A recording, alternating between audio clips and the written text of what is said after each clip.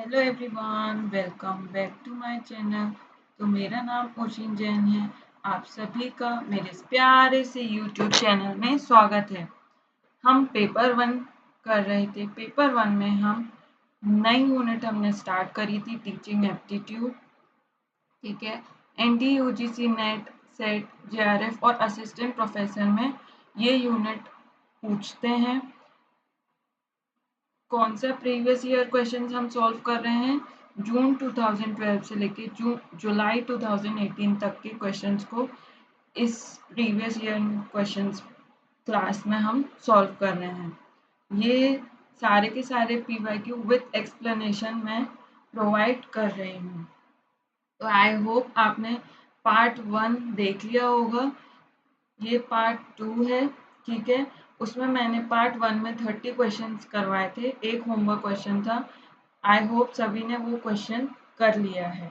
उस homework question को इस क्लास में मैं आज डिस्कस करूंगी। ठीक है, आप अपना स्कोर शेयर करना, 30 में से आपको कितने नंबर मिल रहे हैं, और जो भी इम्पोर्टेंट पॉइंट्स आपको लगते हैं रिलेटेड क्वेश्चन, आप उसको टैग करके नीचे लिख सकते हैं।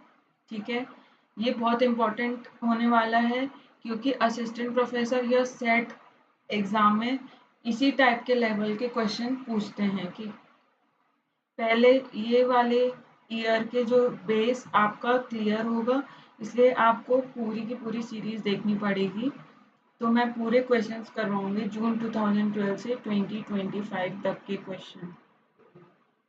ठीक है, तो आप मुझे फॉलो कर सकते हैं टेलीग्राम में। जिसने अभी तक नहीं ज्वाइन किया वो टेलीग्राम को ज्वाइन कर लो। यूट्यूब, व्हाट्सएप और इंस्टाग्राम में भी मुझे फॉलो कर सकते हैं। ठीक है, वहाँ पे मैं टेलीग्राम में क्या शेयर करती हूँ? पीडीएफ, क्लास की नोटिफिकेशन, क्विज, डाउट डिस्कशन और एनटीए की ऑफिशियल नोटिफिकेशन। इसलिए अभी के अभी सब्सक्राइब कर लो, टेलीग्राम को ज्वाइन कर लो, व्हाट्सएप और इंस्टाग्राम में मुझे फॉलो कर लेना। ठीक है, और मेरे साथ जुड़ जाना, वहाँ पे आपको अपडेट मिल जाएगी। चलिए, क्वेश्चन नंबर 1 आपकी स्क्रीन में ये तो हो चुका था। हम जाते हैं होमवर्क क्वेश्चन पे। ठीक है,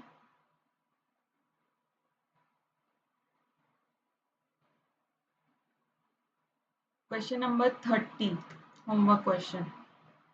विच of the following attributes denote great strength of a teacher? ठीक है, ऐसा कौन सा एट्रीब्यूट है, मतलब कि कैरेक्टरिस्टिक्स है, जो टीचर की स्ट्रेंथ का पता लगाती है? पहला, full time active involvement in institutional management. क्या पूरे तरीके से आप इंस्टीट्यूशनल मैनेजमेंट में इन्वॉल्व रहो, ये स्ट्रेंथ बताती है टीचर का। कि ऑप्शन बी, सेटिंग एग्जाम्पल, कुछ एग्जाम्पल सेट करना। हाँ, ये तो है। Willingness to put assumptions to the test. ठीक है, अजम्पशंस देना, जो भी टेस्ट आप कर रहे हो फिर उसका अजम्पशंस देना। एक्नॉलेजिंग एक्नॉलेजिंग मिस्टेक्स को देखना कि क्या है, उसको एक्नॉलेज करना और फिर करेक्शन देना। ठीक है, तो क्या होगा इसका आंसर? इसका आंसर होगा B, C and D. B, C और डी। क्यों होगा इसका आंसर बी, सी, डी? ये फर्स्ट वाला क्यों नहीं होगा? ये मेन ऑब्जेक्टिव नहीं है, ये सेकेंडरी ऑब्जेक्टिव है, ऐसा मान लो टीचर की देखा जाए तो। ठीक है, तो राइट आंसर क्या होगा? B, C, D. देखें इसका explanation. The attribute that denotes great strength of a teacher are setting examples, willingness to put to the test and acknowledging mistake. Therefore correct answer BCD है। ये तो हमने देख लिया। Setting example मतलब teacher who leads by example वो demonstrate करके देती है। ठीक है, the behavior attitude they want their students to emulate. Next क्या? willingness to put assumption to the test. A good teacher is open minded and willing to challenge their own assumption, encouraging critical thinking and intellectual curiosity in student. ठीक है, open minded रहती है, खुद के assumption को वो challenge करती है, क्रिटिकल थिंकिंग को इंकरेज करती है। जो अच्छा बच्चा है उसको कहेगी कि और बता, सोचने में मजबूर करेगी, तो जिससे वो अच्छे से बताएगा। इंटेलेक्चुअल क्यूरियोसिटी डेवलप करना स्टूडेंट के बीच में, ठीक है, तो ये एक अच्छा इंपॉर्टेंट पॉइंट है। फिर acknowledging mistake, recognise and owning up to the mistake shows humility and a growth mindset which is a valuable lesson for student to learn। ठीक है, जब तक आप मिस्टेक को एक्सेप्ट नहीं करोगे तब तक आप सीखोगे कैसे। ग्रोथ माइंडसेट क्या होता है, अगर आपने फेल हो गए, ठीक है, और उसको अगर आपने एक्सेप्ट नहीं किया तो वो ग्रोथ माइंडसेट नहीं होगा। अगर उसको आपने एक्सेप्ट किया और फिर कहा कि हाँ मैं गिव अप नहीं करूँगा, कुछ कर दिखाऊंगा, तो वो होता है ग्रोथ माइंडसेट। एक्नॉलेज करना अपनी मिस्टेक को, हाँ की है मिस्टेक तो अब मैं इसको इम्प्रूव करूंगा, ठीक है। Full time active involvement in institutional management, while it's good for teacher to be involved in their school community, this is not a core teaching strength। their primary role is to teach, mentor, not manage the institute। ठीक है, उनका core teaching strength तो है ही नहीं कि institutional management supervisory work करना। Primary क्या है कि पढ़ाना, मेंटर करना, ना कि मैनेज करना। ठीक है, तो right option B C D होगा। चलिए नेक्स्ट क्वेश्चन करते हैं, question number 31।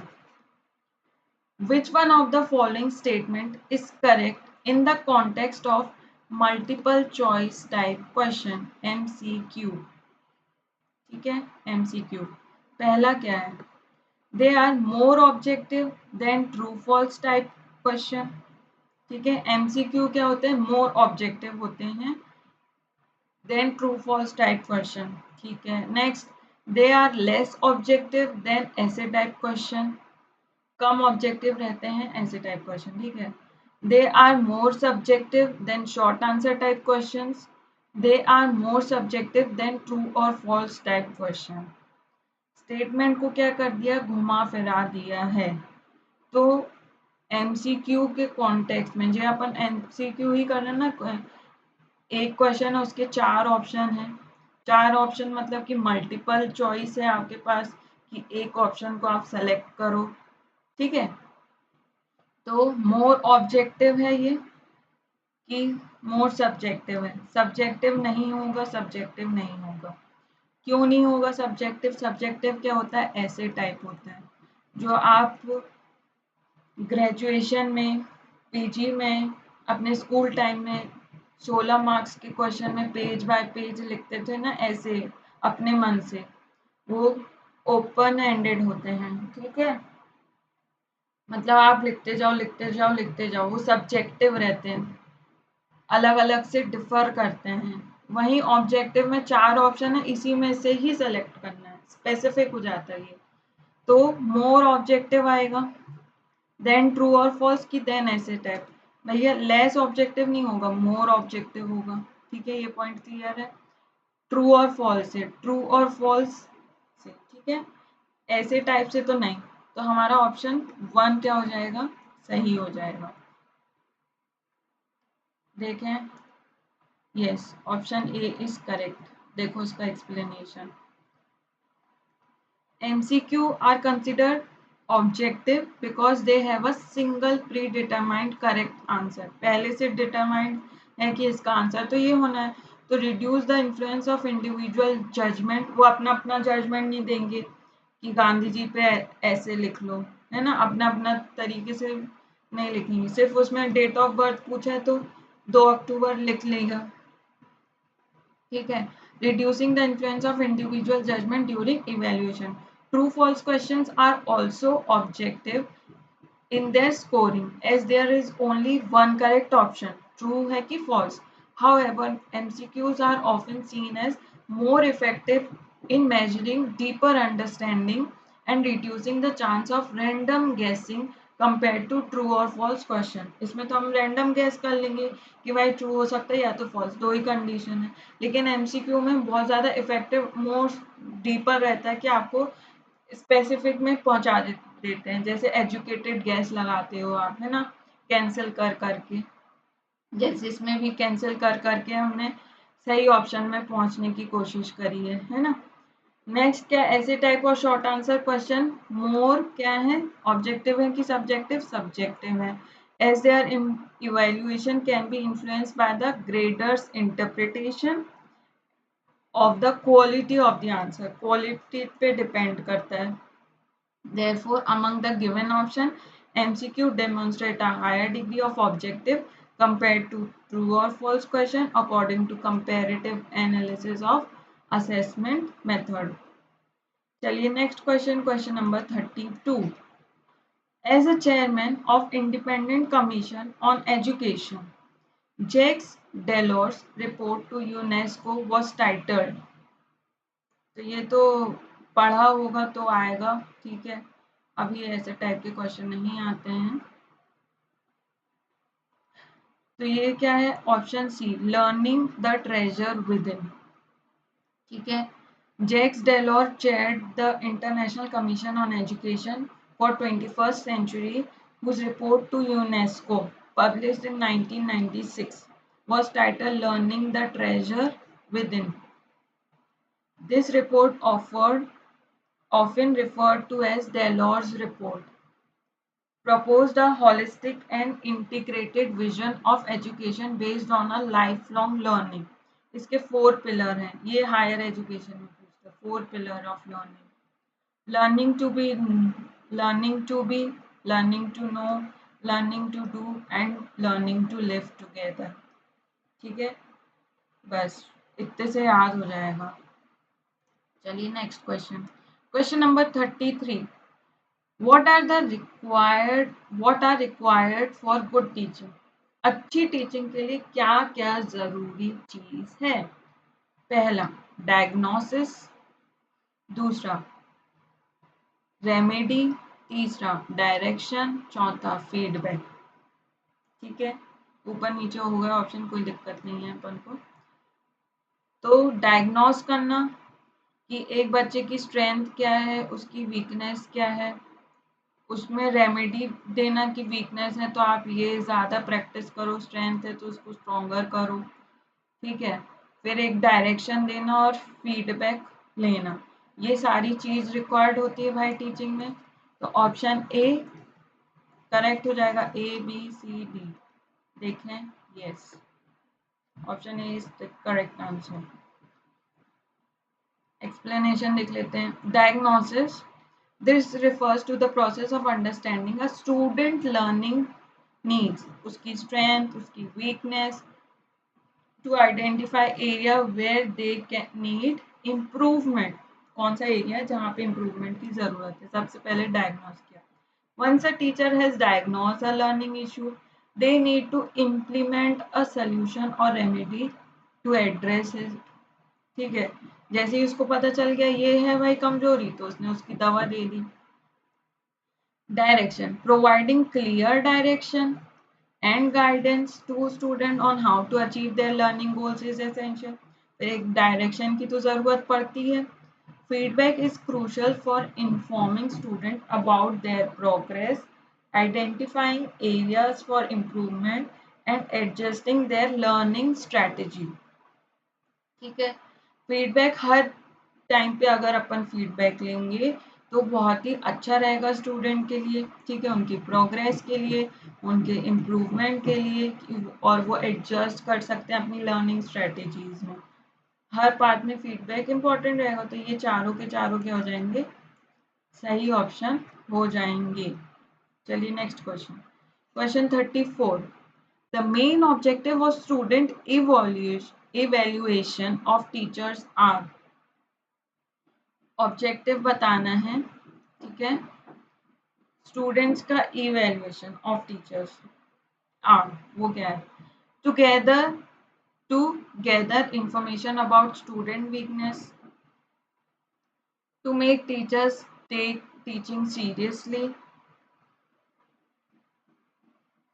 To help teachers adopt innovative method of teaching. To identify the area of further improvement in teacher trade. अब यहाँ पे क्या बोला है, स्टूडेंट इवेल्युएशन हो रही है, स्टूडेंट इवेल्युएट कर रहे हैं टीचर को, स्टूडेंट टीचर्स को परख रहे हैं, तो to make teachers take teaching seriously, ये हो जाएगा इसका answer. To help teachers to adopt innovative method of teaching. To identify the area of further improvement in their teachers trade. ठीक है, इसमें टीचर्स के बारे में बात करी जा रही है, तो बी सी डी क्या हो जाएगा, सही आंसर हो जाएगा। ए क्यों नहीं होगा, स्टूडेंट की वीकनेस नहीं, यहाँ पे टीचर के बारे में बात हो रही है, तो राइट आंसर क्या हो जाएगा, option B, yes is the right answer. Student evaluation of teacher is primarily designed to gather feedback on the teaching process. ठीक है, फीडबैक किस में ले रहे हैं, teaching process, not on student weakness. ठीक है जी, not on student weakness. The main objective revolve around improving teaching practices and the overall learning experience. ठीक है जी, पूरी की पूरी लर्निंग एक्सपीरियंस बढ़े, टीचिंग का प्रैक्टिसेस सही चल रहा है नहीं चल रहा है, उसके बारे में पूछा है। चलिए next question, question number 35। Using the central point of the classroom communication as the beginning of dynamic patterns of ideas is referred to as। ठीक है, ऐसे फास्ट पढ़ लिया, लेकिन इसमें क्या पूछा है, पॉइंट, सेंट्रल पॉइंट क्या है क्वेश्चन का, उसको देखना है। यूजिंग द सेंट्रल पॉइंट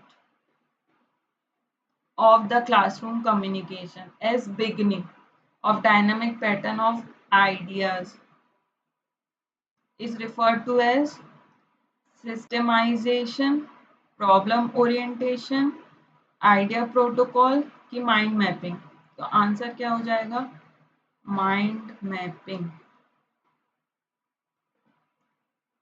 समझ में आया, नहीं आया समझ, माइंड मैपिंग मतलब सेंट्रल प्रॉब्लम से आप पहुंचते जाते और लिखते जाते हैं।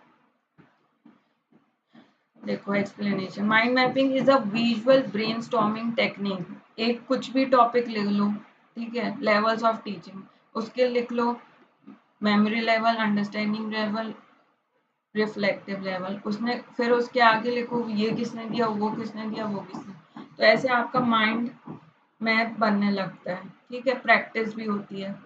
That starts with a central idea और topic and branches out with related concepts and details. This allows for the creation of a dynamic interconnected web of ideas. ठीक है, माइंड मैप जैसे बना दिया, हैबिट्स, फिर प्लान, स्टडी सिस्टम, फिर organization, break, ये सब।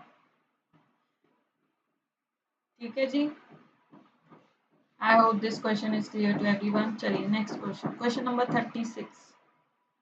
Attitudes, action, appearance in the context of classroom communication are considered क्या।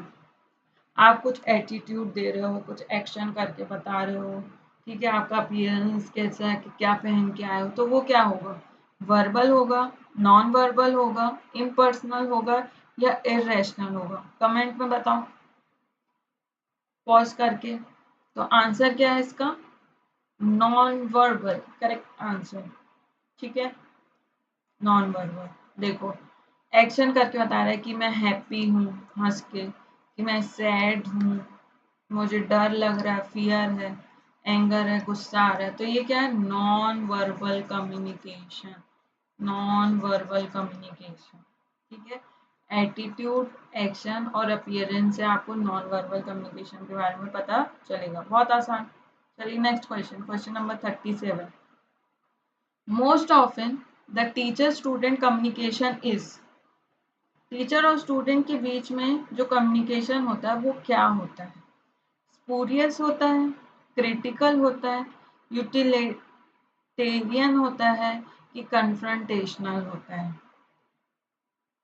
ठीक है, स्पूरियस मतलब कि क्या होता है, फेक है, क्रिटिकल है, कि यूटिलिटेरियन है, कि कन्फ्रंटेशन मतलब कि लड़ाई झगड़ा झगड़ा वाला है।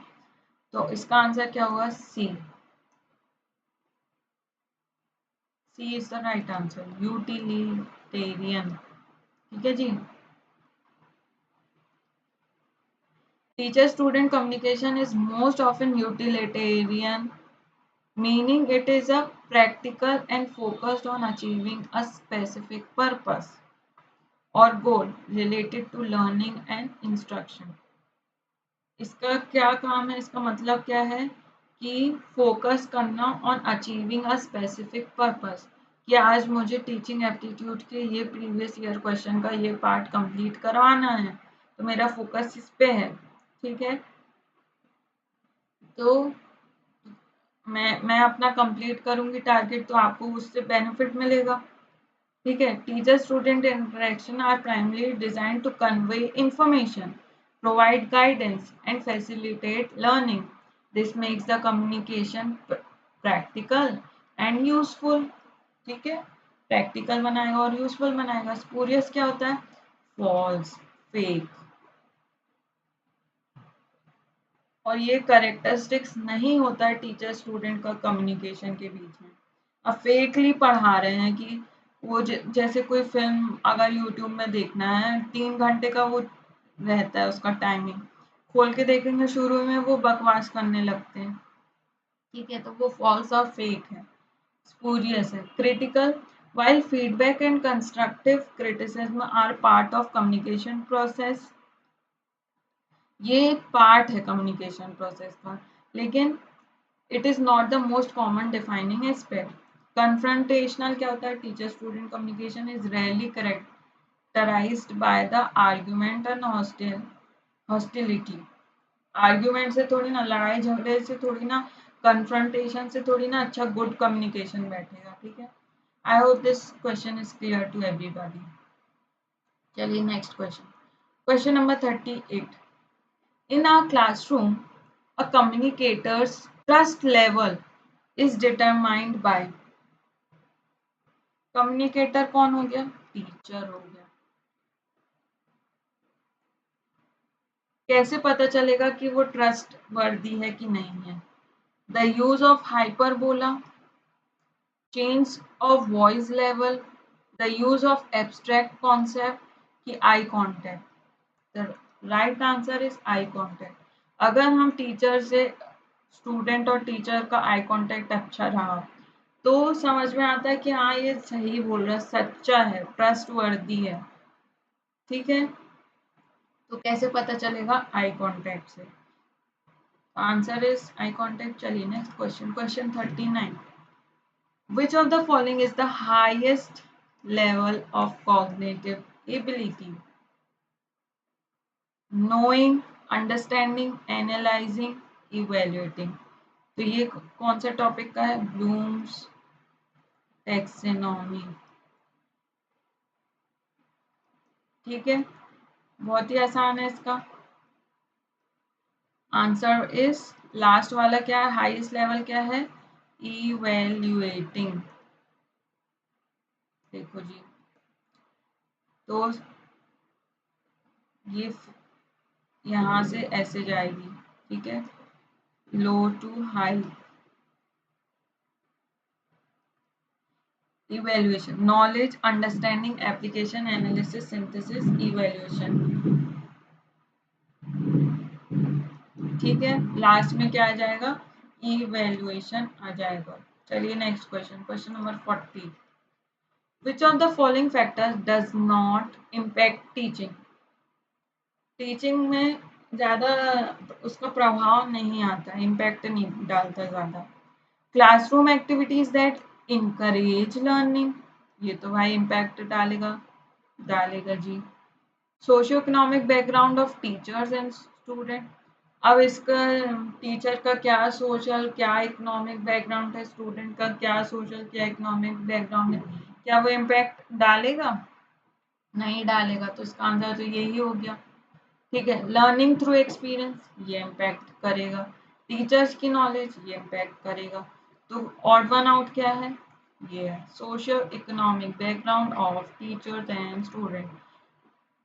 मेन चीज तो ये है क्लासरूम एक्टिविटी इंकरेज करेगी लर्निंग को, learning through experience teachers knowledge, ये इम्पैक्टफुल रहेगा। ठीक है जी, इसका एक्सप्लेनेशन दिया है। While teachers knowledge and skill, ठीक है, टीचर्स की knowledge skill classroom activity learning through experience significantly impact करेगा टीचिंग में। A student's or a teacher's social economic background is generally not a direct factor. A teacher from any socio-economic background can be effective if they possess the necessary knowledge and skills and use appropriate teaching method. चाहे आप कोई से भी background के हो, लेकिन अगर आपके अंदर वो स्किल्स होगी टीचिंग की, तो आप अच्छे से पढ़ाओगे। वो मैटर नहीं करेगा कि कौन से बैकग्राउंड के हो आप, है ना, सेम बात है ये। चलिए next question, question number 41। Which of the following statement about teaching aids are correct? They help in retaining concept for longer duration. First, they help students learn better. They make teaching learning process interesting. They enhances rote learning.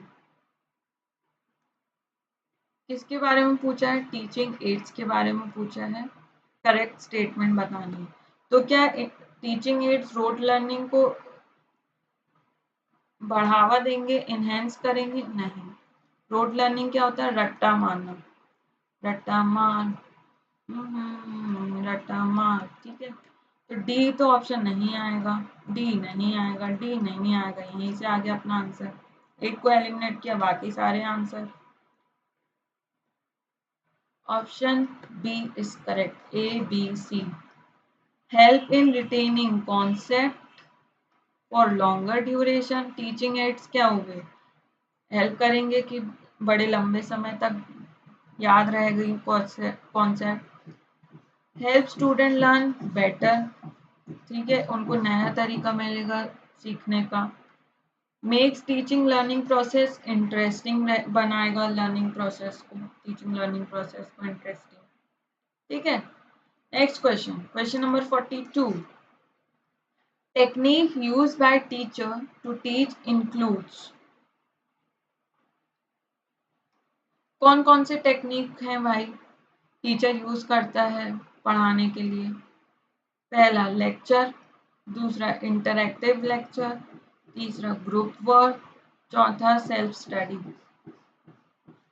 तो सारे के सारे ही हो जाएंगे, lecture भी देगा, interactive lecture भी बनाएगा, कभी कभी ग्रुप वर्क करवाएगा, सेल्फ स्टडी करवाएगा। ABCD is the right answer. ठीक है जी, चलिए next question, question number 43। Achievement test are commonly used for the purpose of. तो देखो ये दिसंबर 15 में पूछा गया है, और ये वाला है वेस्ट बंगाल सेट पेपर 1 जो 9 जनवरी 2022 में आया था। तो मतलब ये सेट पेपर में भी ना ये 15 वाले क्वेश्चन पूछ रहे हैं, क्योंकि ये इजी रहते, 4 ऑप्शन रहते हैं, तो उनको जो लेवल जो सेट का रहता है वो नेट से कम रहता है, इसलिए आपको ये पेपर्स करना इम्पोर्टेंट है। तो आप एक भी क्लास स्किप मत करना, ठीक है। अब क्वेश्चन क्या पूछा है? Achievement test are commonly use for the purpose of. Achievement test किस पर्पस के लिए यूज होता है? पहला, making selection for specific job, selecting candidate for a course, identifying strength and weaknesses of learners, assessing the amount of learning after teaching। तो इसका right answer क्या हो जाएगा? Option D, assessing the amount of learning after teaching। ठीक है जी, देखो कैसे explanation. Teacher teach and helps learner to, ठीक है। देखो इसका कुल मिला के क्या एक्सप्लेनेशन है? टीचर पढ़ाता भी है और खुद भी सीखता है पढ़ाते पढ़ाते। वो कुछ कुछ लेसन्स लेगा या ग्रुप ऑफ लेसन्स लेगा, तो बाद में क्या चाहेगा, फीडबैक चाहेगा कि लर्नर को कितना समझ में आया कि नहीं आया, उनका रिजल्ट कैसा रहा, उसने इतने एफर्ट्स डाले थे। तो वो इनडायरेक्टली क्या कर रहा है, to assess her own achievement as a teacher. अपनी देख रहे हैं ना कि आपका रिजल्ट आपके लिए है, लेकिन वो टीचर के लिए भी बहुत कुछ है। This feedback comes with the help of tool generally known as achievement test. Achievement test यही होगा ना कि assessing the amount of learning after teaching. सिखा दिया भाई पढ़ाने, तो फिर देखेंगे ना कितना सीखा है वो उसने। तो राइट आंसर ऑप्शन डी हो जाएगा। ठीक है, क्वेश्चन नंबर 44 आपकी स्क्रीन में ये रहा। A good teacher is one who, पहला, गिव्स यूजफुल इंफॉर्मेशन, जरूरी इंफॉर्मेशन देता है, explain concepts and principle, give printed notes to students, inspire students to learn। तो मोस्ट अप्रोप्रिएट आंसर क्या है? यस, आप सब लोग की सब सही सोच रहे हैं। ऑप्शन नंबर बी नहीं, option number D, inspire students to learn. ठीक है जी, यस, तो ये सही मार्क करके आना जी।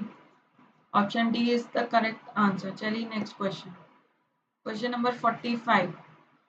Maximum participation of students during teaching is possible through. तो इसका राइट आंसर क्या दिया है? Inductive method. लेक्चर मेथड है, डेमोन्स्ट्रेशन मेथड है कि इंडक्टिव मेथड है कि टेक्स्ट बुक मेथड है? देखो इंडक्टिव मेथड बस पढ़ते हैं, बाकी ये पीडीएफ मिल जाएगी। Inductive method, this methods involve presenting student with specific example or situation and guiding them to discover general principle or rules. It encourages active thinking, questioning, participation as students work through the process of learning। ठीक है, inductive method में तुमको एक specific example situation बता देंगे, बाद में तुम डिस्कवर करोगे उसके जनरल प्रिंसिपल रूल्स। तो इन सब में क्या होगा, तुम्हारी सोच बढ़ेगी, एक्टिवली थिंक करोगे, क्वेश्चनिंग करोगे, पार्टिसिपेट करोगे एज अ स्टूडेंट। तो इसमें बहुत सारी चीज इन्वॉल्व हो रही है। ठीक है, लेक्चर मेथड में क्या होता है, ये टीचर सेंटर्ड होता है, टीचर डिलीवर कर देगा, स्टूडेंट यहाँ पे पैसिव होते हैं, सुनते बस हैं लेक्चर को और चले जाते हैं। ठीक है, तो यहाँ पे लिमिटेड अपॉर्चुनिटी रहती है स्टूडेंट को इंटरेक्शन के लिए।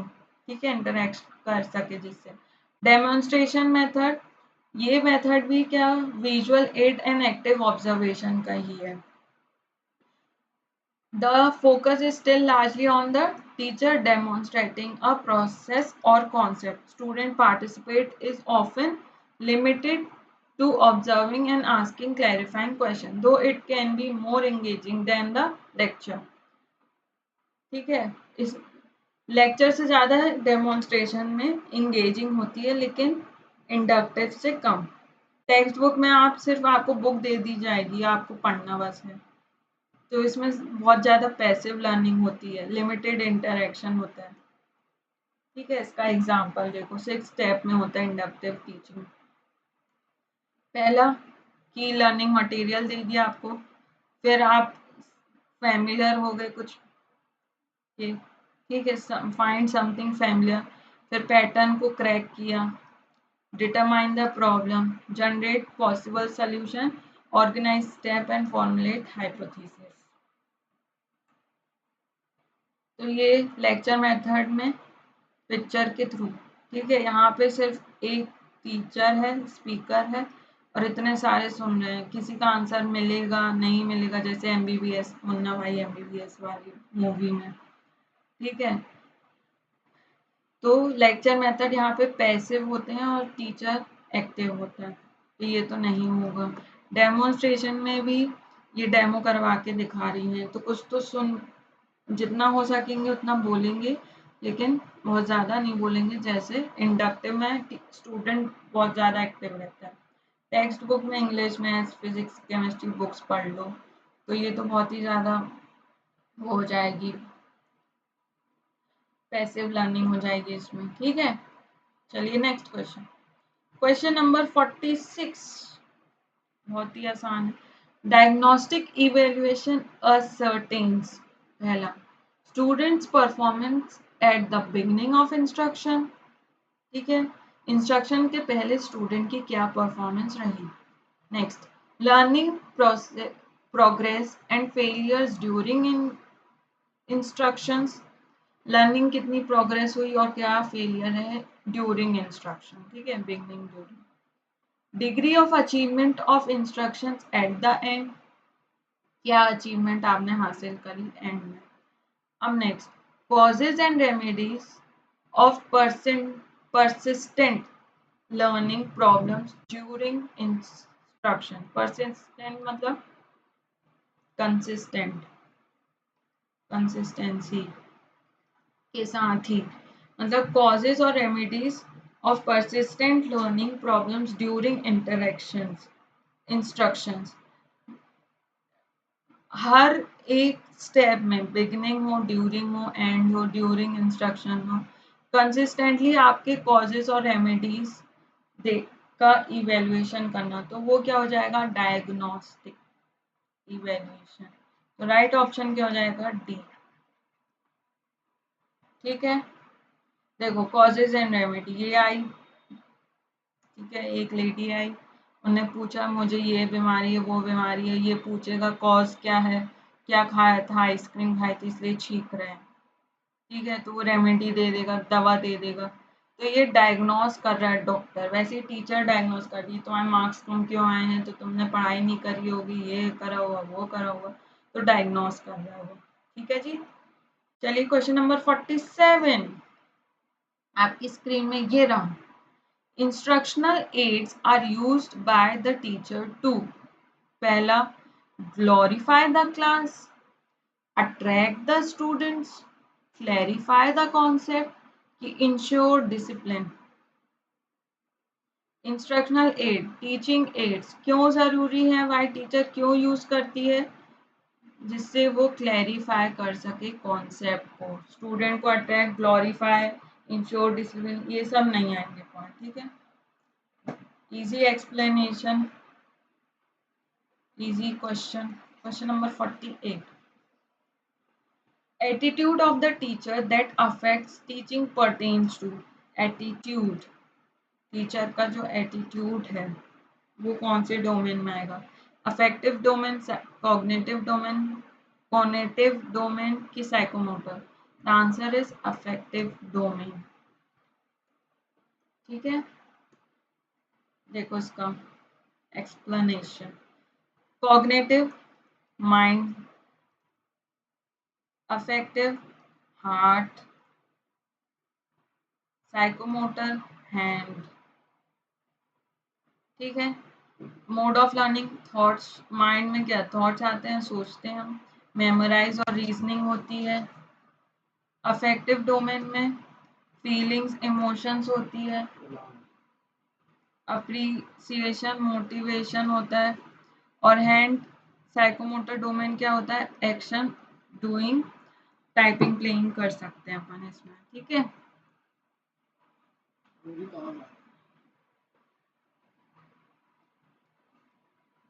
Question number 49, education is the manifestation of perfection already in man was stated by। ठीक है, ये पता होगा तो आएगा, नहीं पता होगा तो नहीं आएगा। तो इसका राइट आंसर क्या है, ऑप्शन सी, स्वामी विवेकानंद। ठीक है जी, चलिए next question, question number 50, which of the following is not a prescribed level of teaching. तो कौन सा प्रिस्क्राइब लेवल नहीं है, पहला मेमोरी है, अंडरस्टैंडिंग है, रिफ्लेक्टिव है, डिफरेंशिएशन नहीं है। तो राइट आंसर क्या हो जाएगा, option D is the right answer. Memory level, understanding level, reflective level होता है, लो टू हाई, ये हाई है, ये लो है, ठीक है जी। चलिए 51। In the classroom, the teacher sends the message either as words or images. The students are encoder, decoder, agitator, propagator. तो ये दो तो नहीं आएंगे, तो स्टूडेंट्स क्या करेंगे, डिकोड करेंगे, टीचर क्या करेगी, इनकोड करेगी। तो राइट ऑप्शन क्या हो जाएगा, ऑप्शन बी, इनकोड डिकोडर। ठीक है जी, डिकोडर। बहुत ही आसान क्वेश्चन था। चलिए next 52। A smart classroom is a teaching space which has, एक स्मार्ट क्लासरूम है, ठीक है, तो उसमें क्या क्या होना चाहिए, smart portion which has a touch panel control system, हाँ जी सही है, PC laptop connection and DVD VCR players, ठीक है जी, document camera and specialised software, हाँ होना चाहिए, प्रोजेक्टर एंड स्क्रीन, ये भी होना चाहिए।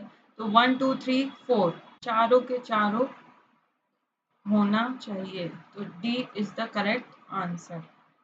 चलिए next question, question 53। Which one of the following is considered a sign of motivated teaching, ठीक है, sign of motivated teaching. First क्या है, student asking question,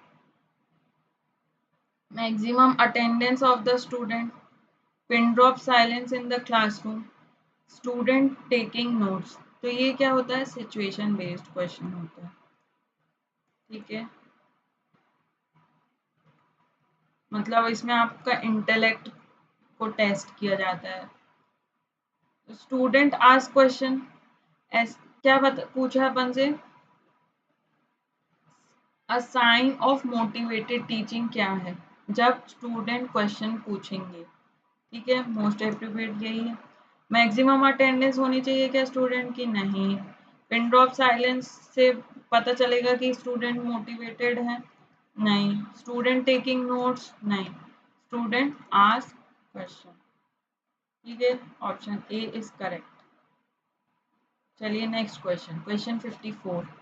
which one of the following is the best method of teaching, lecture, discussion, demonstration, narration.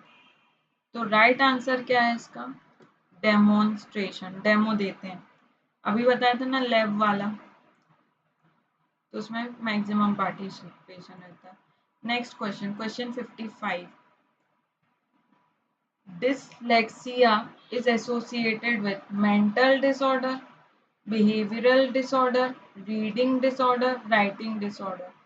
तो right option क्या हो जाएगा, reading disorder. और ये अभी भी 2023 2024 में क्वेश्चन पूछा था, ये वाला, ठीक है। तो रीडिंग डिसऑर्डर कैसे, as a child gets older dyslexia can often look like, कैसे दिखने, डिफिकल्टी स्पेलिंग सिंपल वर्ड, काउट पढ़ लो उसको, ठीक है, reluctance to read aloud in class, class में अगर टीचर तुमको खड़ा करवा देगा बीच से तो तुमको घबराहट होगी, रीड नहीं कर पाओगे तुम, ठीक है। Confusing letter with similar shape, P Q एक जैसे दिख रहे हैं, बी डी, उसमें कंफ्यूज होना।